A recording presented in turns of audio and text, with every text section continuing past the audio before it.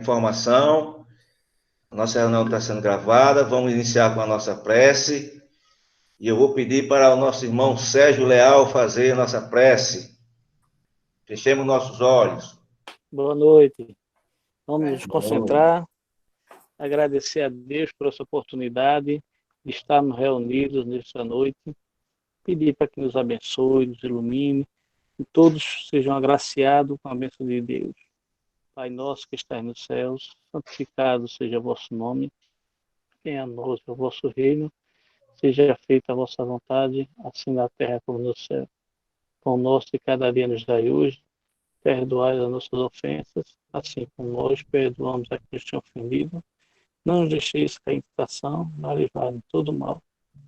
Obrigado, Senhor, por essa oportunidade. Passa a palavra agora ao dirigente para dar continuidade ao trabalho. Assim seja. E assim, mestre querido, com essa auditoria feita com nosso irmão, te agradecemos por nos permitir estarmos aqui reunidos para estudarmos os teus evangelhos. Que assim seja. Meu amigo e irmão Luiz Lira, é com você agora. Tá ótimo, é um prazer. Vocês estão me ouvindo bem? Só Sim. precisa balançar a cabeça assim, que aí a gente vê. Vai fazer assim, ó. Mas é um prazer vê-los e revê-los, embora alguns só tenham a letra, fique escondendo o rosto. Pois é. Mas eu entendo. Hoje a gente traz um tema bem atual, né? Que é nós espíritas, a Casa Espírita na pandemia. É mais do que necessário a gente fazer essa reflexão. E aí a Cláudia, quando disse, aí qual o tema, Lira? Qual o tema? E eu procurando aqui um tema, como se diz na gíria, mais doutrinário. Mas é uma reflexão que nós já começamos a fazê-la. E é necessário para que essa experiência não fique no vazio. Há uma grande tendência nossa, é natural, quando as chamadas restrições, elas são eliminadas, a gente meio que relaxa um pouco as coisas e a reflexão não nos vem. A primeira questão é ligado com o conceito do nível do nosso mundo, do planeta Terra, que é um planeta que a gente diz de provas e expiações. Mas eu vou trazer, assim, reflexões. Então, a gente sabe que no Espiritismo a última palavra está lá de Kardec, não é? Mas a gente introduz reflexões para que vocês reflitam, e não significa que é o mais certo, o mais errado. Reflitam e a gente vai abrir um tempinho aqui para comentários. A gente pode chamar que é um mundo de necessidades, não é? O mundo de provas e expiações é um mundo de restrições. Ele cria restrições naturais que nos força, através da necessidade de conviver com essas restrições, superá-las, superar-nos. Isso é interessante, não é? Essa é a base, inclusive, da teoria econômica. A teoria econômica só tem sentido se você tiver restrições, ou seja, você não tem abundância de bens. E então nosso planeta, ele é uma escola na medida das nossas necessidades. Aí cria restrições, como o nosso corpo físico, ele é percebido por nós com os chamados 5 sentidos. Aí a gente diz, não, mas a gente tem um 6º sentido, em alguns mais apurados, outros muito acanhados. Então, são restrições que nos faz focar, ter um foco. É muito, muito natural, assim, quando a gente está em empresa, a pessoa diz, foque nisso. Aí a gente foca e esquece tudo demais. Aí vem a reclamação, mas você só está focado nisso, não vai ver o resto, não? Não. Focar significa prestar atenção sobre um determinado fato e esquecer realmente o resto. Você não consegue ter essa apreensão. Então, nós reencarnamos com foco. Um foco em determinadas áreas que individualmente cada um de nós sabe qual é a área que a gente tem que focar e se desenvolver. E outras áreas ficam com restrição. Então, tem pessoas que vêm, aí, ó, o Júlio Galamba aí, parabéns pelo trabalho, viu, Júlio? Das preces, das lives. Eu ia tocar até aqui no seu exemplo, já que você está em corpo presente. Então, estas restrições, ela nos força. Aí vem, nós encarnamos e, por exemplo, eu, em música, só o gosto, mas não toca um berimbau, uma batucada, não consigo. Né? Tem outros que dificuldade com cálculo, imensa. Outros com dificuldade com a língua. Outros com a dificuldade da paciência, de ouvir. E quando estas restrições são visíveis, né, uma dificuldade de locomoção, uma dificuldade no organismo, uma dificuldade de entendimento, e essa diversidade de restrições nos levou a fazer o seguinte questionamento: Deus, ele é justo e bom? E por que fizeram as pessoas diferentes umas das outras, umas com tanto sofrimento, outras não? Nessa reflexão é que surge a necessidade do Espiritismo, de informar que todos nós somos criados simples e ignorantes, na simplicidade e na ignorância. E a gente, poxa vida, que dois termos, né, para a gente digerir. Então, nós temos uma simplicidade, uma neutralidade. Então, nós não fomos criados alguns maus e outros bons, não. Todos nós somos criados neutros. Na nossa inter-relação, nós somos tomando decisões. E um caminhou para um lado, outro caminhou por outro. E as leis divinas tornam as oportunidades para que a nossa ignorância vá reduzindo cada vez mais. É aí que a gente se diferencia, né? É como se fosse uma corrida, né? Aí liberou a corrida, todo mundo sai correndo ali juntos. Mas com o tempo, alguns vão se adiantando, outros se atrasando, outros caindo pelo caminho. Vamos ficar em situações muito diferentes, mas ao final, todo mundo vai chegar. É quando a gente começa a se voltar a se identificar. Então, os espíritos chamados puros, os que alcançaram o nível mais alto daquilo que a gente pode conceber, eles são tão identificados uns com os outros que para ele não tem sentido a nominar. Então, por isso é que alguns espíritos se comunicam. Quem é que está falando? Aqui eu vou dizer assim, a título de exemplo. Eu sou o doutor Bezerra de Menezes. Aí a pessoa, olha, o doutor Bezerra de Menezes apareceu lá na instituição. Aí o outro também na minha, também na minha, também na minha. Poxa vida, o doutor Bezerra apareceu da mesma hora em todos os locais, porque eu posso chegar dizendo, Genilson, vá lá e fala no meu nome. Nós somos tão iguais já, as aptidões são tão as mesmas, não tem sentido fazer uma diferença entre si. Então,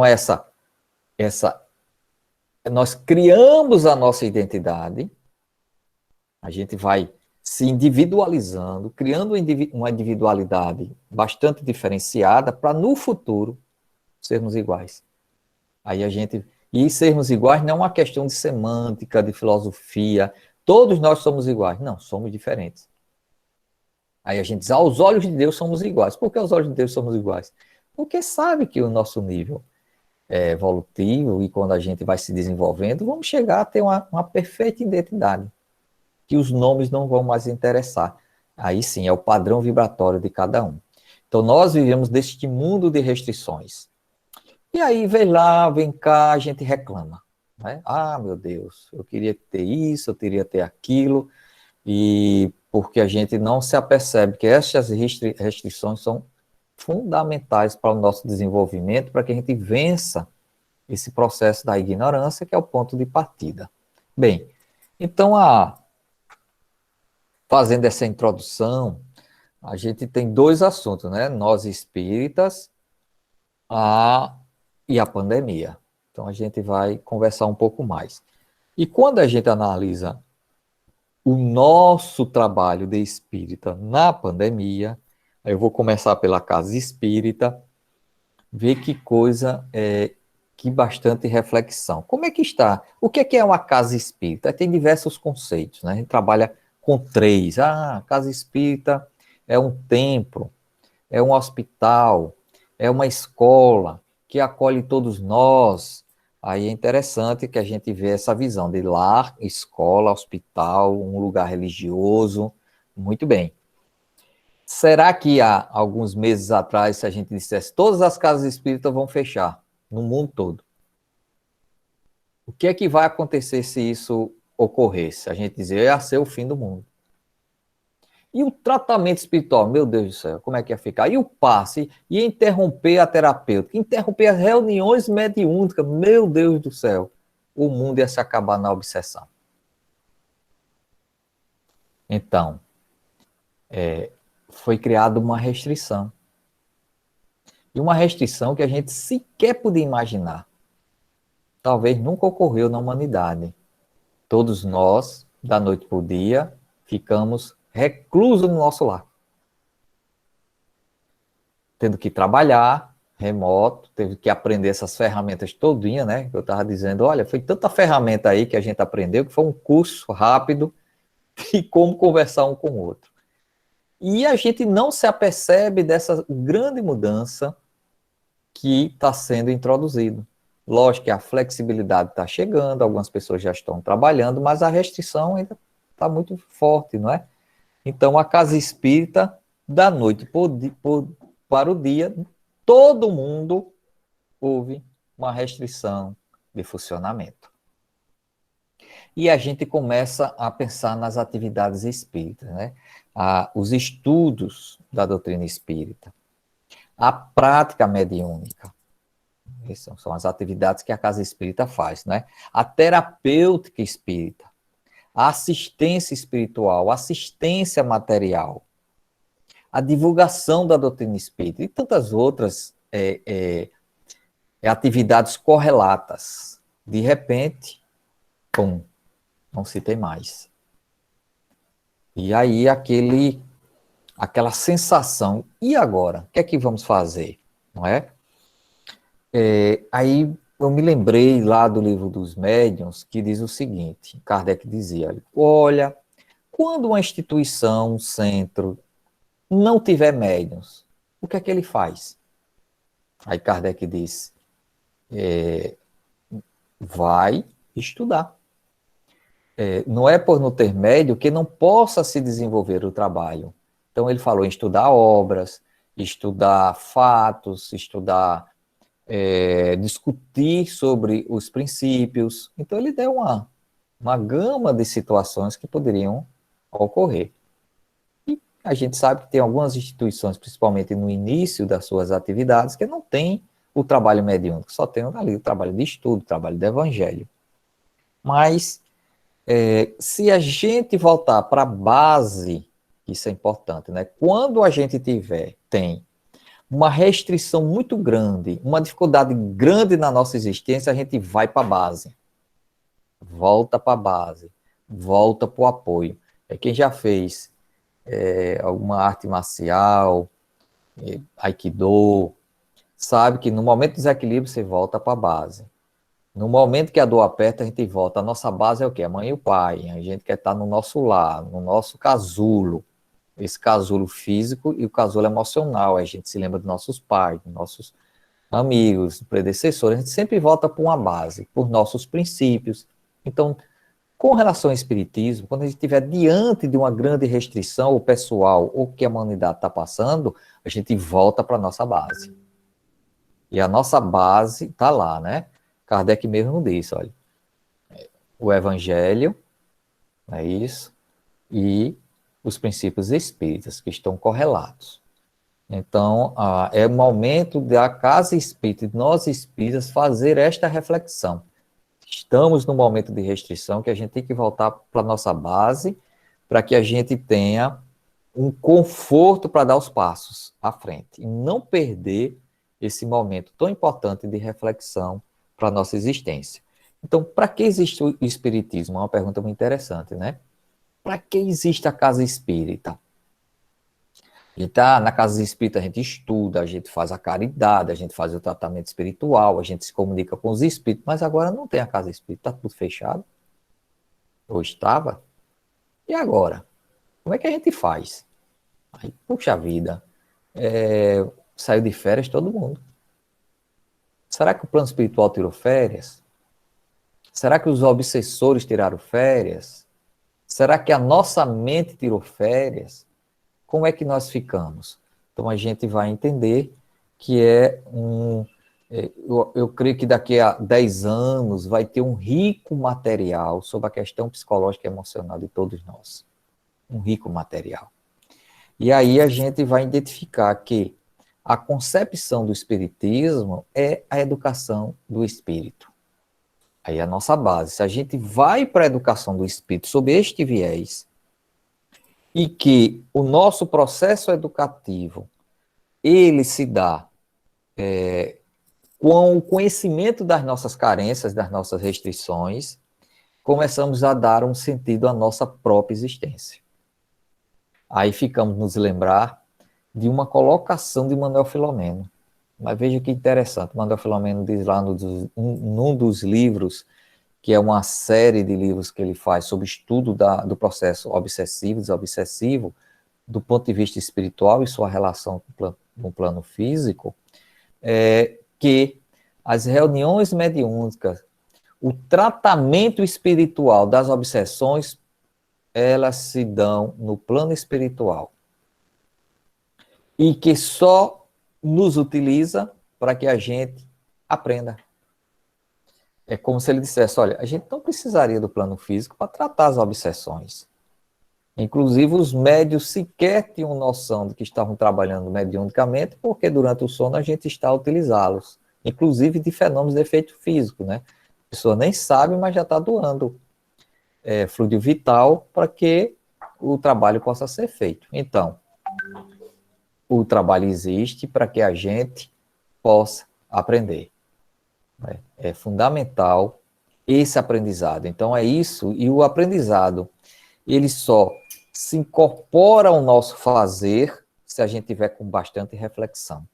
Se ele vai embora, né, tem um ditado que diz, para quem quer memorizar bem as coisas, né, aula dada, aula repetida. Aula dada, aula estudada. Se você assistir uma aula, assistir alguma coisa, e só vai pensar naquele assunto um mês depois, já esqueceu tudo. Mas no dia seguinte, se você relembra os pontos fundamentais, aquilo vai sendo introjetado. Então essa é a grande reflexão que nós vamos fazer. A casa espírita fechou. E agora? O que será de nós? Então vamos ver que aos poucos nós fomos dando conta que poderíamos continuar nosso trabalho de educação do espírito de forma remota, como nós estamos agora. Fomos dando conta que a assistência espiritual pode ser dada de forma remota. A conversa, o olhar no olho, também se dá. Aí fica aí a grande discussão. E a terapêutica espírita? Como podemos fazer à distância? E a gente sabe, tem inúmeras instituições que trabalham com o tratamento à distância. Ele é efetivo? Não é efetivo? Inclusive tem um estudo de universidade, pessoal ligado à universidade, sobre a eficácia do tratamento à distância. E pelo resultado, eles identificaram que não dava muito resultado. Quem sabe agora, com tantos laboratórios de estudos agora de tratamento à distância, se não mereceria um reestudo, uma reanálise disto. Por quê? Porque alguém a entrar em contato conosco, já pedindo socorro, e a gente, olha, a instituição está fechada, mas vamos fazer o seguinte, vamos botar no grupo de vibração, de prece, que a prece mobiliza, né? Quem sabe, pelo que nós notamos, se as pessoas não começam a entrar num nível mais tranquilo e ser identificado que foi aquele momentinho de prece que ela tirou para refletir. Então, é possível fazer esse tratamento à distância? Verificamos que é possível. A eficácia, podemos elaborar depois uma forma de acompanhamento. E aí, essas discussões, ela vai sendo ampliada. Porque agora passamos a comunidade do planeta Terra a conviver com um fato que era história lá da Idade Média, era uma história do começo do século XX, que poucos que ainda estão encarnados podem nos ajudar a compreender que momento foi esse de tanta restrição, que foi lá a gripe, chamada gripe espanhola. Ela atingiu quase um terço da população mundial da época. Eram 1 bilhão e 600 milhões de pessoas, e dizem que 500 milhões adoeceram, dos quais 50 milhões faleceram. Não dá para confiar muito nas estatísticas, porque será que os 50 milhões foram testados, foram verificados? Mas o fato é que o mundo passa por uma situação de pandemia. E pandemia, o termo, ele significa que é uma enfermidade epidêmica que se espalha. Ela é contagiosa, a gente chama de infecto-contagiosa. Então, ela infecciona pelo contágio. E que mais? E ela é amplamente disseminada. Então, tem os estágios da pandemia. Depois que ela a epidemia atinge um determinado estágio, ela chama-se pandemia, ou seja, está em toda parte. E a Terra viveu com isso e conviveu com isso, tanto que o Covid é o 19, imagine os anteriores. Em vez em quando a gente ouvia falar de uma determinada, o Ebola, ou outras epidemias de graves consequências, mas não chegava muito em nós, estava tudo muito bom. Enquanto é na casa do vizinho, está tudo muito tranquilo. Mas eis que, apesar de já ter sido identificada a possibilidade da gente estar passando por isso, tanto que livros de 2016, documentários já anteriores diziam que o mundo estava à beira de ter uma pandemia, em que quantos filmes catastróficos que aí aparecem, de grandes epidemias, e as pessoas tudo dentro de casa, isoladas, brigando por víveres. E foi o que a gente viu quando disse, todo mundo não deve sair de casa, todo mundo dentro de casa. Foi aquele corre-corre para o supermercado, quem tinha dinheiro e recursos, comprando tudo que se tinha para ver se durava 6 meses. E está aí agora, está comendo agora carne e peixe podre porque guardou demais e comprou demais. Não foi isso que ocorreu, né? Eu tenho um filho que mora no Canadá, ele disse que lá foi uma loucura, todo mundo comprando papel higiênico. Ninguém entendia. Porque entrava no supermercado só para comprar papel higiênico. Então, estoque de água, de alimentos, víveres, e resultado, não foi bem assim. Então, nós já estamos com alguns meses, e a reflexão da pandemia fez com que a gente ficasse isolado, mas no momento aonde a tecnologia nos trouxe o contato. Tudo bem, não é um contato presencial, mas é melhor do que nada. Não é uma simples ligação telefônica, é olhar o outro, conversar com o outro, conversar com um grupo ao mesmo tempo. E as ferramentas foram sendo apreciadas e utilizadas, porque normalmente a gente só usava o WhatsApp. Hoje você conversa com qualquer um, a pessoa fala o Google Meet, Microsoft Teams, tem o Zoom, o WhatsApp mesmo se desenvolveu, já dá para fazer uma palestrazinha com 8 pessoas, criando grupos, e a gente ficou, então, conectados. Lógico, com algumas restrições.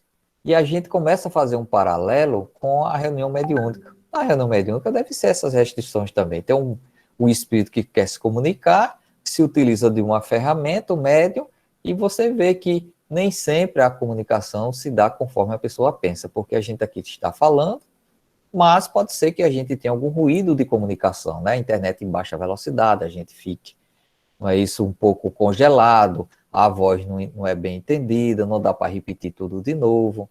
Quem sabe, gravando, né, já facilita. Mas são restrições que são superadas com as ferramentas que a gente tem às mãos. Então, a pandemia de um lado, a casa espírita do outro. Qual é a primeira reflexão que nós trazemos para cá? Como colocar a nossa casa espírita funcionando de forma digital? Então, essa pergunta ela ficou lá na Casa dos Humildes, e aos poucos nós fomos fazendo as reuniões conforme o dia e a hora que elas ocorrem na presencial. Aí começou lá as reuniões dos grupos de estudos, dos cursos básicos, das palestras, aí começou, e cada um, às vezes, utilizando ferramentas diferentes.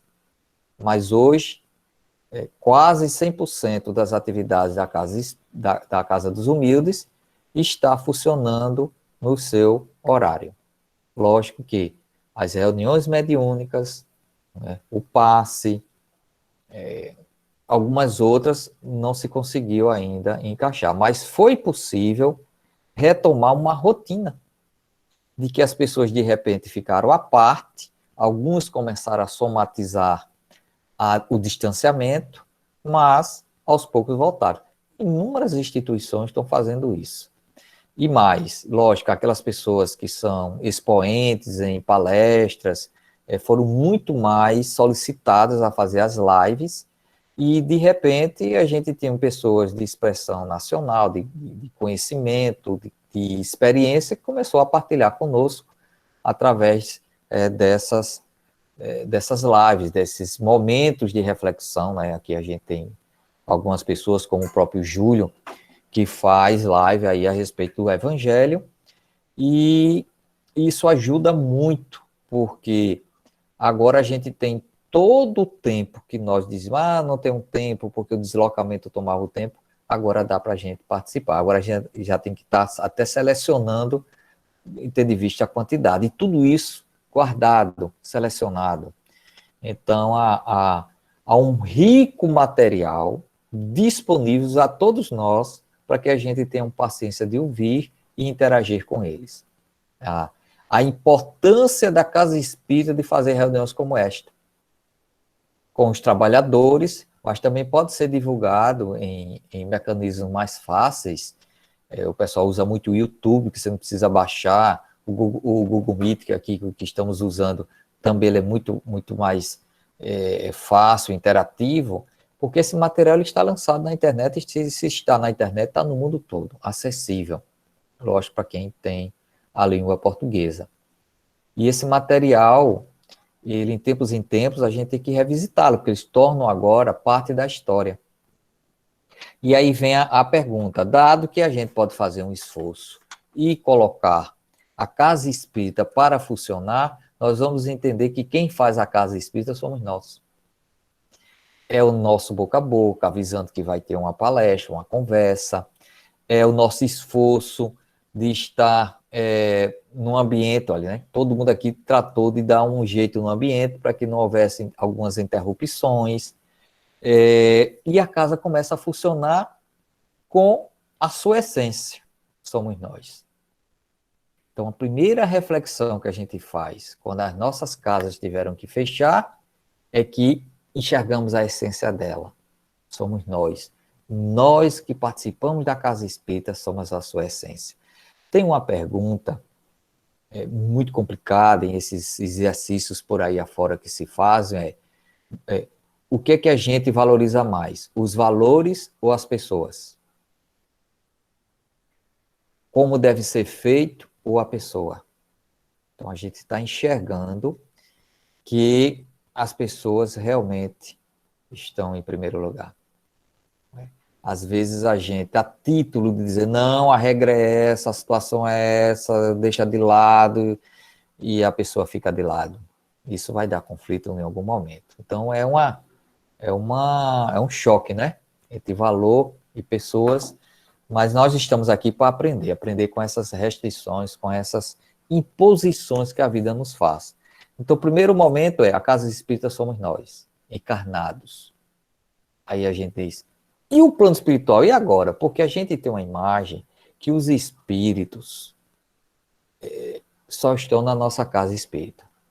E o pior, ainda diz, só nesta casa espírita, não é? Então, os espíritos estão lá nos aguardando. Aí a gente chega na casa espírita e vai fazer o nosso trabalho e eles vão nos apoiar. É uma visão corriqueira da nossa forma do fazer. Agora dá para refletir, bem, e os espíritos estão aonde? Aonde sempre estiveram, espalhados pelo universo. Não é? Nem aqui, nem lá, espalhados pelo universo. Eles estão aonde o nosso pensamento está. As nossas extensões, assim, determinam. As nossas intenções nos determinam. Aí a gente vai dizer, mas que coisa interessante, porque com certeza o plano espiritual não parou na pandemia, porque eles não têm restrição do espaço físico. Lógico que, excepcionalmente, alguns espíritos têm dificuldades, né? mais por percepção. Mas os espíritos não têm essas limitações de espaço e tempo que nós temos. Eles não estão reclusos nas nossas casas espíritas. E onde é que eles estão? Onde os nossos amigos espirituais estão? Onde sempre estiveram. Ao nosso lado. No lado mental nosso. Então, nunca nos abandonaram. Os nossos companheiros espirituais estão junto de nós. Sejam aqueles companheiros espirituais que nos apoiam, sejam aqueles companheiros espirituais que, eventualmente, neste momento, têm alguma divergência conosco. Então, sempre estão juntos. Então, o tratamento espiritual, ele continua se dando.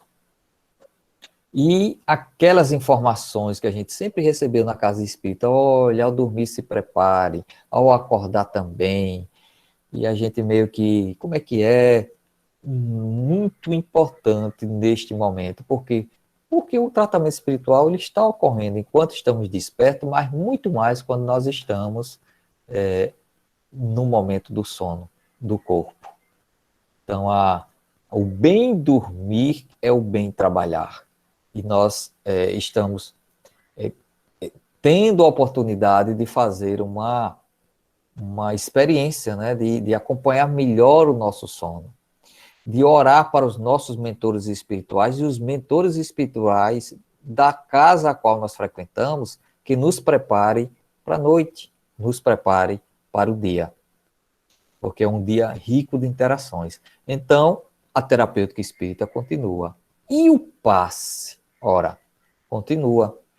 Muitas vezes as energias são retiradas de nós, muitas vezes o fluido vital, as nossas vibrações estão sendo carreadas para as pessoas. Achar que nós somos imprescindíveis ao tratamento espiritual, estamos vendo que não. Ele continua. Então, é um teste para que a gente entenda a linguagem dos espíritos e a linguagem que Manuel Filomeno utilizou. Olha, nós continuamos aqui. Aí ele demonstra reuniões no plano espiritual acontecendo. Demonstra o tratamento desobsessivo ocorrendo no plano espiritual. E aí vem alguma reflexão também com relação ao que a gente dizia aos médiuns, né? Não, você precisa trabalhar, olha, é muita energia, isso pode desencadear um problema em você e tal. E os nossos médiuns, então, que estão agora em casa? Como é que é? E essa necessidade de estar no trabalho rotineiro, como é que fica? E aí os médiuns podem dizer, né, quem é o médium ostensivo que está nesse trabalho, como é que está se sentindo. Lógico que vai ter alguma diferença. Como é que está compensando isso? Sequer a gente imagina que estamos ativamente no plano espiritual trabalhando. Mas se a gente não se prepara adequadamente, como deveríamos estar fazendo, mesmo sem a pandemia, podemos estar também em graves problemas. Não é? Aquela história, se a gente se prepara para a vida, se prepara para dormir, passamos, em tese, 1/3 da nossa existência física dormindo, mas quem dorme é o corpo. Nós, espíritos, estamos 24 horas a serviço de nós. Continuamente, a gente não para. Então, é essa a primeira reflexão que eu trago, que a casa espírita, assim, eu fiz até uma pergunta, como a casa espírita irá funcionar num sistema de isolamento? Porque a pandemia, ela solicita isolamento. Está aí, continua. A depender de quem? De nós encarnados e também da equipe do desencarnado, porque nós fazemos parte de uma equipe multiexistencial. Que coisa linda, né? Não é só multidisciplinar, multiexistencial. Aqueles que estão encarnados, em comunhão com aqueles que estão desencarnados, para um objetivo comum, a educação do espírito. E a gente imagina que é o tratamento espiritual, não é a educação nossa, é a educação do espírito. E o plano espiritual nos favorece, principalmente nós espíritas, a ter um nível de informação e de experiência que nos desperte a nossa necessidade de evolução. É uma coisa muito rica. Que mais? Primeiro ponto é a nossa união de propósito. Se a nossa união de propósito está na educação do espírito, nós vamos favorecer isso uns com os outros. E as ferramentas que nós utilizamos, antes os médiuns, agora a prece, a vibração, a palavra dita de forma virtual, essas videoconferências, salas de bate-papos, chats que podiam estar sendo abertos para aquela consulta, para aquele atendimento fraterno. Não precisa parar. Marca-se um horário e ali conversa com a pessoa. As palestras, os estudos, a terapêutica, nós já vimos aqui que ela continua. E a assistência espiritual? Mais do que nunca. E a material? Não precisa parar. Materialmente, a gente pode amparar as pessoas. As doações devem continuar, porque hoje a gente maneja os sistemas bancários, os sistemas de doação, sem precisar do papel físico. É só entrar lá e fazer a transação. Então, a pessoa pode transformar isso. Tem equipes que preparam as cestas básicas, preparam o alimento daqueles que, no momento tão complicado, daqueles que têm o chamado autônomo, que estavam numa dificuldade grande, hoje menos. Então, estamos tendo a oportunidade de a gente aprender como colocar a atividade espírita em funcionamento, como colocar a casa espírita em funcionamento sem a presença física. Mas a presença, ela se dá aqui, de forma virtual, estamos presentes um na vida do outro. Então, Deus nos colocou uma restrição, mas ao mesmo tempo nos deu um mecanismo para conviver com ela. Não é interessante? Então, essa reflexão a gente leva para o nosso dia a dia. Se a gente, nessa existência, tem restrições, que estejamos alerta para as ferramentas que também a lei divina nos coloca para que a gente supere essas restrições. Agora, se a gente ficar preso no nosso lado, dizendo o mundo se acabou, vamos ter dificuldades. E aí vem agora a segunda reflexão. Bem, vamos supor que acabou a pandemia. E agora? O que vamos fazer? Será que vamos fechar as oportunidades que a gente abriu? Será que não vamos ter reuniões como essa em outros horários? Será que alguns cursos não serão disponibilizados com aqueles que tiveram dificuldade de chegar à casa espírita? E a gente ainda diz, como algumas que começam com a letra Z, diz, não veio, perdeu, não veio porque não quis. Chega a encher a boca, né, Zezé? Então, às vezes, uma dificuldade a pessoa não conseguiu ir. E então? Vai ficar sem ter a conversa boa? Então, são reflexões que a gente começa a fazer. Outra, quando será que as casas espíritas voltarão a reabrir? Porque a nossa atividade, quando presencial, ela requer a proximidade. Está muito próximo do outro, no passe, nas reuniões mediúnicas, nas orientações. Tudo muito aglomerado, e nós temos essa tendência quando se encontra, vai logo se lambendo, se abraçando, aí pronto, e agora? Só não venha não me abraçar, se você vem me abraçar, não gosta de mim, e a gente não entende, tá doido para apertar, para dar um abraço, e aí contaminam uns aos outros. Então, como será o nosso protocolo? Meio complicado, né? Aí a gente pode dizer, não, pode fazer porque o plano espiritual anula a doença, mas vem cá. Quem nos fez é especial diante do outro? Deus não fez isso. Deus trata igualmente. Então, tem na Revista Espírita, de Allan Kardec, que um correspondente, se não falha a memória, da cidade de Constantinopla, lá na época, lá no século XIX, escreveu para Kardec que houve uma grande epidemia, uma grande peste, que tudo indica que foi cólera, e que dizimou mais de 60 mil pessoas, mas não atingiu os espíritas. Aí a resposta de Kardec, olhe, os espíritas devem se cuidar, os espíritas devem atender aquilo que os governantes e os dirigentes entendam que tem que ser feito, porque eles não estão isentos de experiência alguma. Então, e nós sabemos mais do que nunca, né? Quem se deliberadamente se expor e se contagiar e desencarnar fora do tempo, a gente já sabe em que condição chega no plano espiritual. Como relapso, como uma pessoa que foi desatenta e deu mau exemplo. Então a gente tem que ter muito cuidado. Então o retorno à casa espírita tem que ter o protocolo, conforme está dizendo, de distanciamento. E aí o passe vai ser 1,5 m. Se a gente está dando passe a quilômetros de distância, por que 1,5 m não faz efeito? Não é? E as orientações, as doutrinações, aí como é que vai ser? Porque a gente que cola mesmo aqui, não é? No ouvido do médium. Como é que vai ser?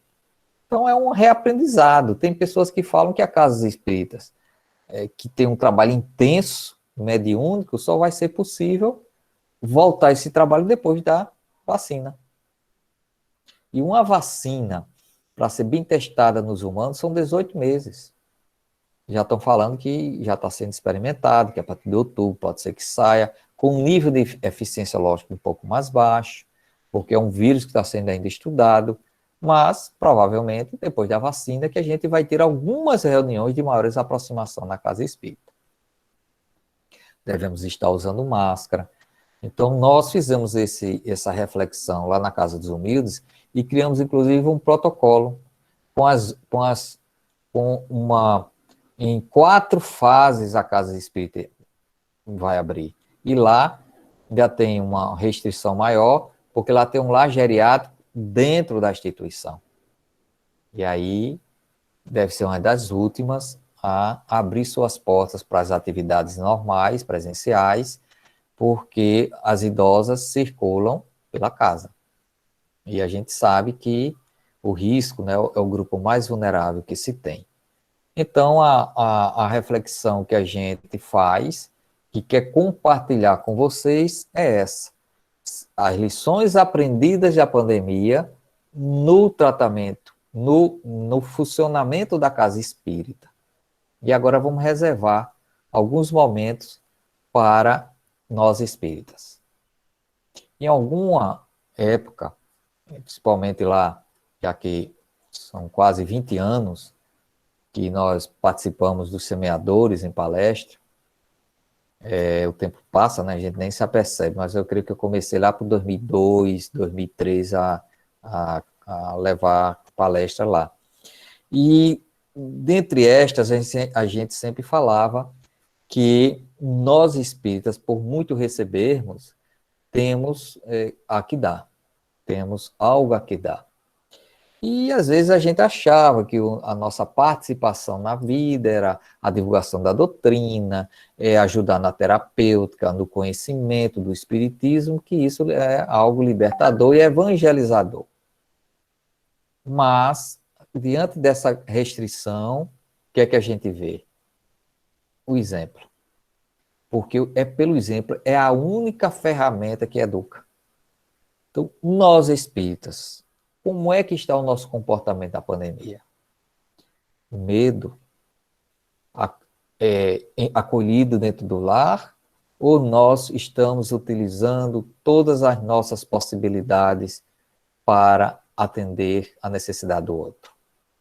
Seja numa palavra, seja numa ligação, conversando com aqueles que a gente sabe que estão mais isolados, o apoio material àqueles que estão em dificuldade, o apoio assistencial de vibração de leitura e os nossos estudos. Olha lá, tem um material muito interessante sobre a base, sobre o que é o Espiritismo, sobre os livros fundamentais da doutrina espírita. Eu mesmo acabei de ver um muito interessante, que é a comemoração dos 163 anos do Livro dos Espíritos, de Cosme Massi.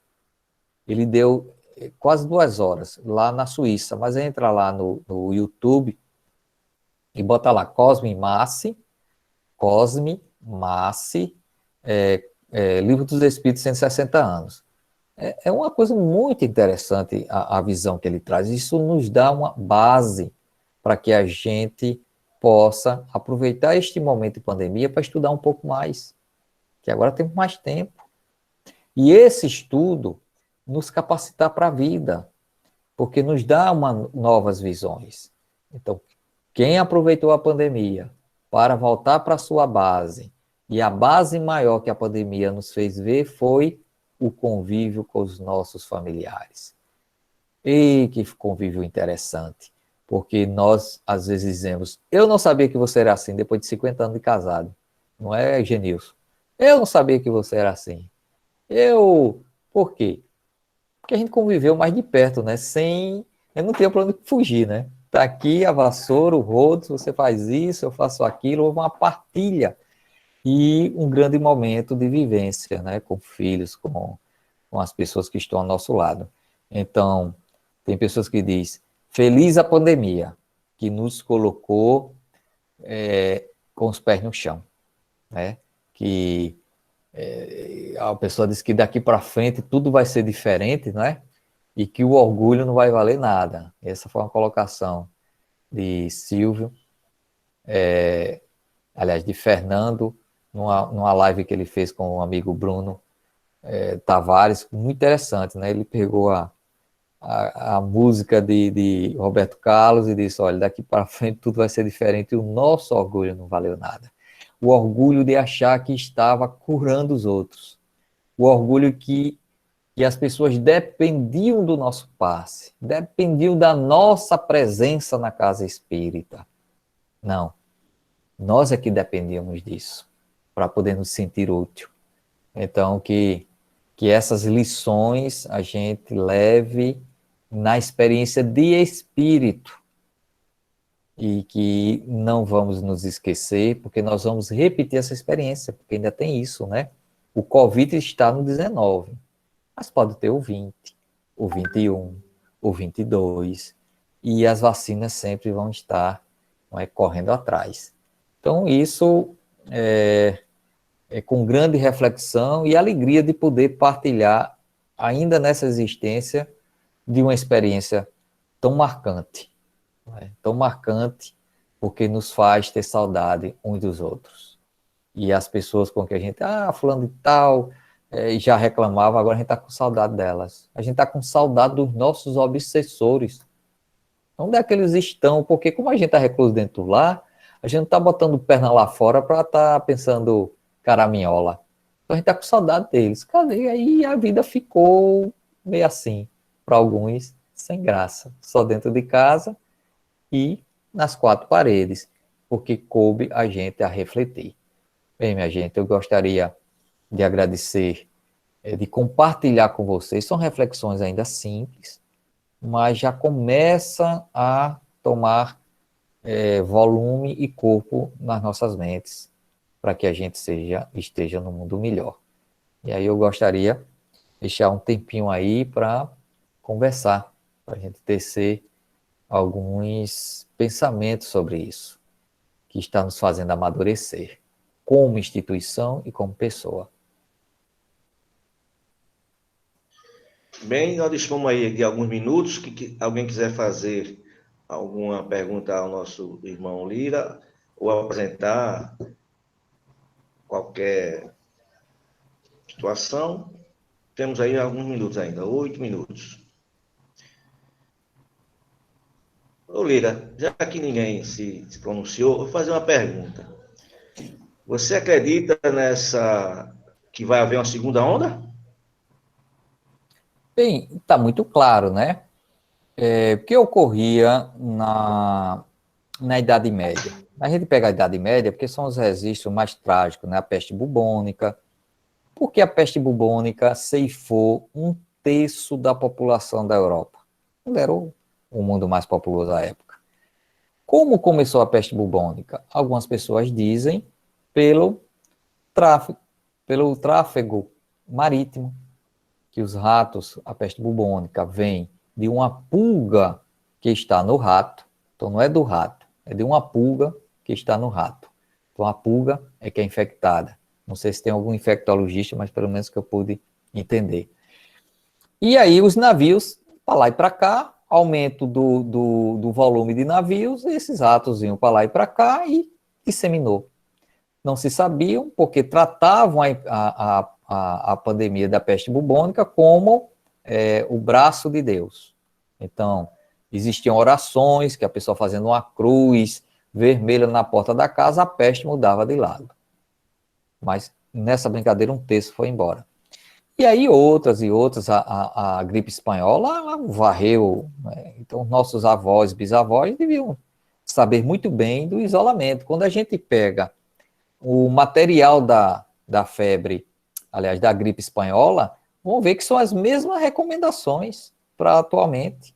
Então você vai ver a polícia de máscara, de pano no rosto, os trabalhadores de pano, levou 3 anos. Então, as Covids anteriores dizimaram, mas às vezes ficava no leste asiático, às vezes só na África. Então, corria o mundo, mas não chegava até nós. A N1H1, essa cepa está presente, a gente está se vacinando, quem toma a vacina da gripe, ele tem vários vírus ali dentro, que nós tomamos para ficar imunes, e todo ano tem, porque todo ano se acomete novas cepas desses vírus.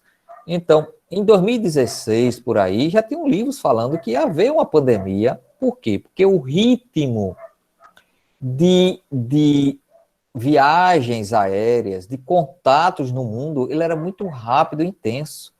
Para vocês terem uma noção, veja, quando começou a Covid-19, eu estava na Ásia, e sem saber o que estava acontecendo. Quando eu desci do avião, no norte da Tailândia, aí foi quando eu vi que muita gente de máscara que trabalhava no aeroporto. E aí a gente foi perguntar, por que todo mundo aqui está de máscara? Porque na Ásia é comum a pessoa usar máscara quando adoece, quando gripa. Eles vão com máscara para não passar para os outros. E aí eles disseram, não, porque está havendo um vírus. E aqui na Tailândia já teve um caso. Um vírus que veio da China. E a China é vizinho ali. Aí que nós fomos entrar na internet e verificar o que estava ocorrendo. Então, meio que assim, a gente foi voltando de viagem, porque você leva um dia e meio se deslocando, e aí a gente foi vendo as notícias e a coisa foi ficando mais complicada. Então, o que é que ocorreu?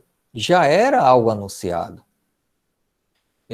E aí que eu tomei, assim, consciência do volume de pessoas que estavam viajando nesse momento. É a China, todo mundo sabe que tem muita gente. Então, o governo chinês, ele estimula o turismo interno na China. Então, em janeiro para fevereiro, é o Ano Novo Chinês. Para você ter ideia, são 300 milhões de pessoas viajando em uma semana.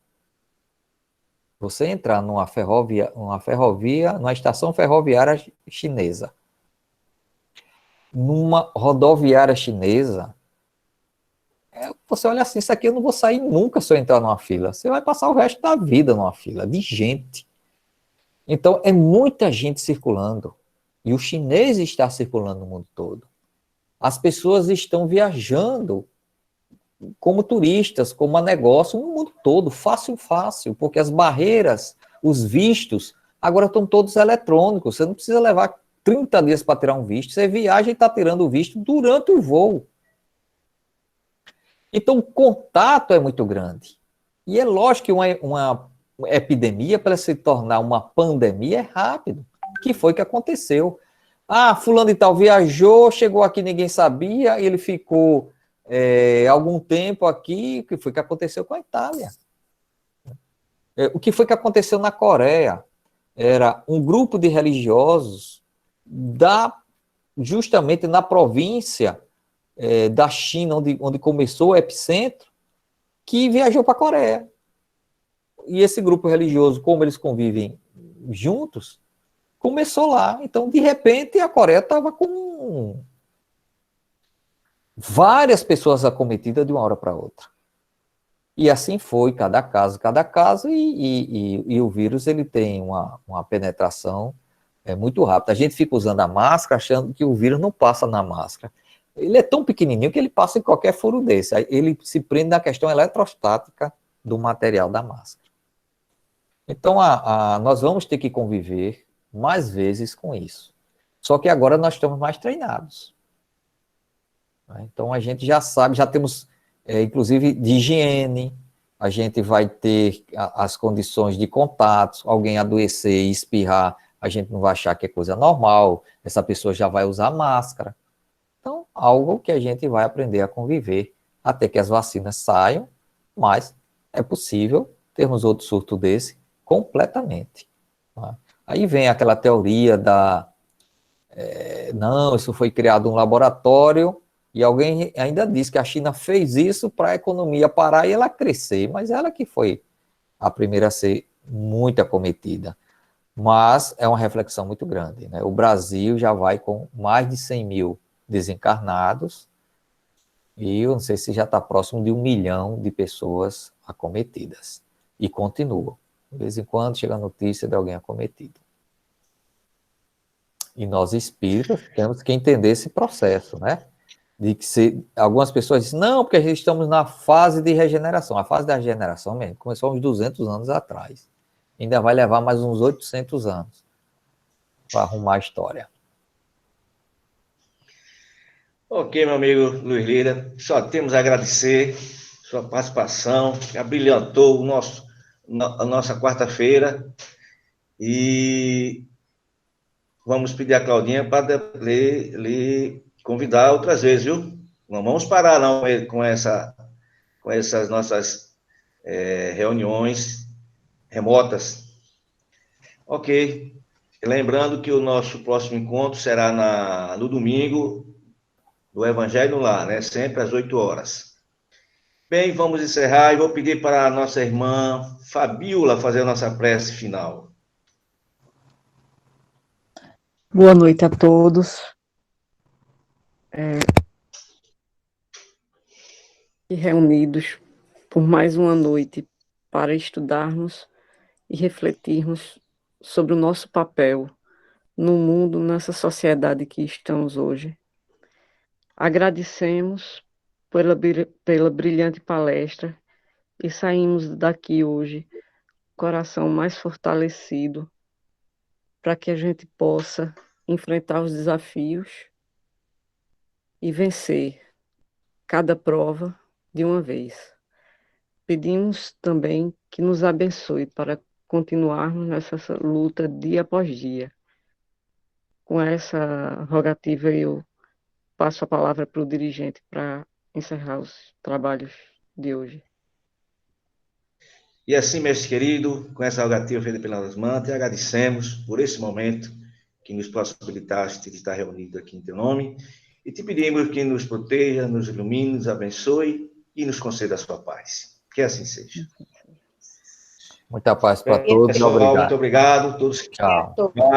Mais uma vez. Obrigado, pessoal. Foi muito bom. Um abraço a todos. Obrigado. Abraços frios de Garanhuns. Tá nevando aí, cuidado. Agradecendo também a participação do nosso irmão das outras instituições aí, tá ok? Paz e luz para todos. Saúde. Obrigada. Boa Vai. noite, Mário. Júlio Até mais. Mulamba. Boa noite.